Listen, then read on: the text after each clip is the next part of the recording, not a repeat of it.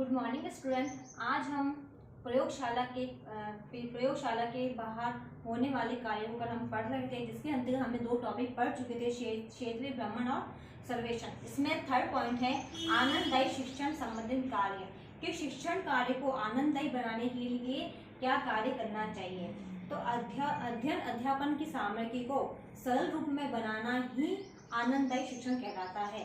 कि ऐसा शिक्षण जब अध्यापक छात्र को करवा रहा है तो छात्र को उस कार्य को सीखने में रुचि आ रही है या आनंद का अनुभव ले रहा है, उसे आनंददायी शिक्षण कहा जाता है। कि शिक्षण में कोई परेशानी ना आकर वो सरलता से सीख पा रहा है और वो ऐसा शिक्षण कर पा रहा है कि हम उसे खेल से कई माध्यम से ऐसे शिक्षण प्राप्त करवा रहे हैं कि भविष्य में बच्चा उसको शिक्षण को भूल नहीं पाता है। तो यही था कि जो अध्यापक है वो आनंददायी शिक्षण बनाने में भी सहायक होना चाहिए या पूरा दक्ष होना चाहिए। उसे हर प्रकार का शिक्षण करवाना आना चाहिए, चाहे कोई भी हो, चाहे प्रैक्टिकल के थ्रू उसको आना चाहिए, चाहे खेल के माध्यम से आना चाहिए, या किसी टॉपिक रुचि को कैसे बनाना है, किन चीज़ों का उपयोग करना, ये सब एक शिक्षक को आना ही चाहिए। ठीक है। इसमें ही पहला है खेल में शिक्षा। ये वर्तमान समय में मनोवैज्ञानिक ने अलग अलग इसकी परिभाषाएं दी हैं। कोई कहता है शिक्षण कार्य ऐसा करवाइए, कोई कहता है कि बुक से करवाइए, परंतु खेल में शिक्षा करवानी चाहिए। खेल में शिक्षा करवाने से छात्र में एक रुचि उत्पन्न होती है और वो एक कठिन से कठिन शिक्षण कार्य को भी सरलता से याद कर पाता है।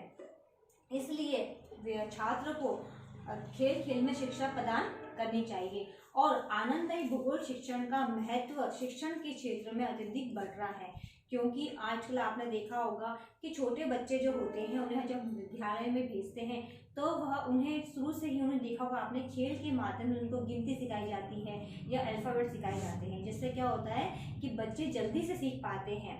इसलिए पाठ्य पुस्तक के अलावा बच्चे को खेल में शिक्षा सिखानी चाहिए, जिससे क्या होता है कि छात्र जल्दी से सीख पाते हैं और विषय वस्तु की जानकारी भी इसके द्वारा ही प्रदान की जाती है, जिससे क्या होता है कि बालक का विकास तीव्र गति से होता है और वह जो इस शिक्षण के अति जो उद्देश्य की पूर्ति है वो भी इसके अंतर्गत हो जाती है। अब हम एक एग्जाम्पल के थ्रू इसको जानेंगे।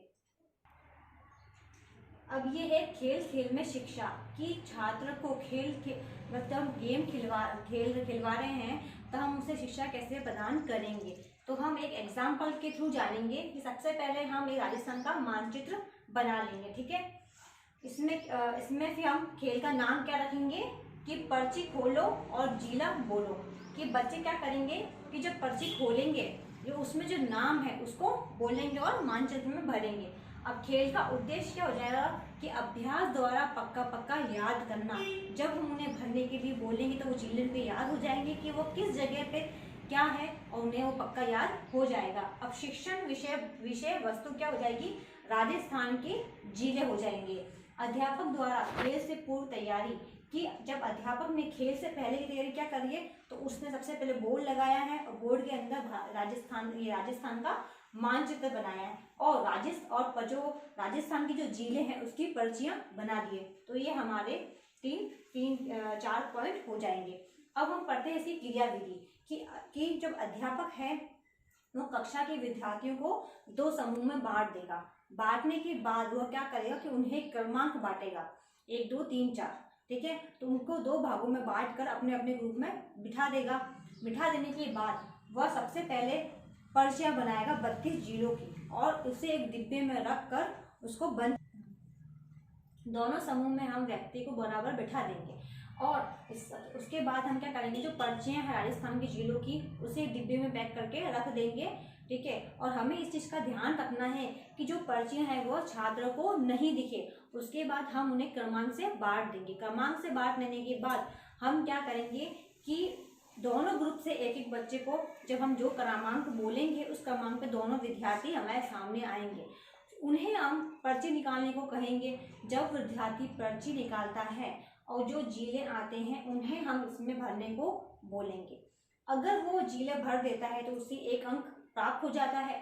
अगर सपोज कोई दूसरा व्यक्ति छात्र है उसे वो भरना नहीं आ रहा, तो हम क्या करेंगे, उसी के ग्रुप से कोई नया सदस्य उठाएंगे और उसको भरने को बोलेंगे। अगर वो छात्र वो जिला भर देता है तो उससे उस ग्रुप को एक अतिरिक्त अंक मिल जाएगा, जिससे क्या होगा कि छात्रों को राजस्थान की चीज़ें तो पता चलेंगी ही, पर उन्हें खेल के माध्यम से वो चीज़ अच्छे से याद हो जाएगी।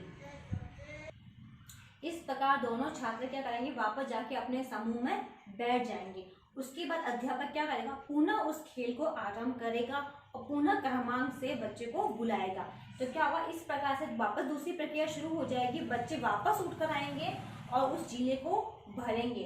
उसके बाद क्या होता है कि समय की भी बचत होती है, ठीक है, और दोनों काम बच्चों के हो जाते हैं, यानी उनको समझ में आ जाता है और जिलों के नाम भी पता चल जाते हैं, ठीक है। इसके बाद क्या होगा कि जब हम खेल प्रारंभ करते हैं, बच्चा भर के चला जाता है, अंत में जिसका स्कोर ज़्यादा होता है उससे प्रोत्साहित किया जाता है।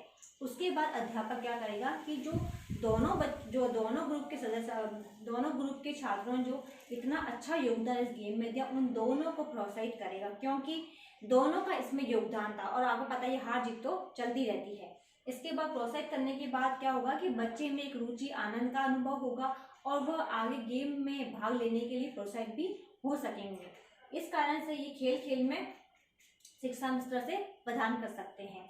और ये खेल तब तक समाप्त नहीं होगा जब तक राजस्थान के पूरे जिले भर नहीं जाते। जब ये पूरा कंप्लीट हो जाता है उसके बाद खेल समाप्त हो जाता है।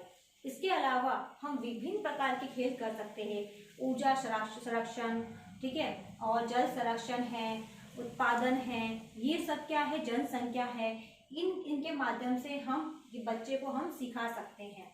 तो ये था हमारे खेल में शिक्षा प्रदान करना, जो कि वर्तमान समय में बहुत ही आवश्यक है और आज की वर्तमान युग में इस पद्धति को अधिक से अधिक अपनाया गया है, क्योंकि यही एक सर्वोत्तम विधि है कि प्रैक्टिकल के द्वारा या सर्वेक्षण के द्वारा या भ्रमण के द्वारा ये खेल के माध्यम से विद्यार्थी को सिखाया जाए, जिससे विद्यार्थी का सर्वांगीण विकास हो पाता है और बुद्धि के अनुसार छात्र की बुद्धि का भी स्तर ऊंचा होता है। क्योंकि जो व्यक्ति पाठ्य पुस्तक से पढ़ने में इंटरेस्ट नहीं ले पाते हैं, जिन्हें याद नहीं होता है, तो वो क्या कर सकते हैं, इनके माध्यम से वो बच्चे पढ़ सकते हैं। और अध्यापक को सारी विधि का ज्ञान होना चाहिए, यानी वो शिक्षण का प्रत्येक स्तर पर करा सके। ऐसा नहीं है कि विद्यार्थी जो शिक्षक है हमारा वो पाठ्य पुस्तक से ही पढ़ा रहा है, नहीं, उसे सारे ही खेल का, सारी पद्धति का ज्ञान होना चाहिए, जिससे वो क्या करेगा कि हर किसी का जो छात्र होता है, हर किसी की बुद्धि सेम नहीं होती, सबकी बुद्धि अलग अलग होती है।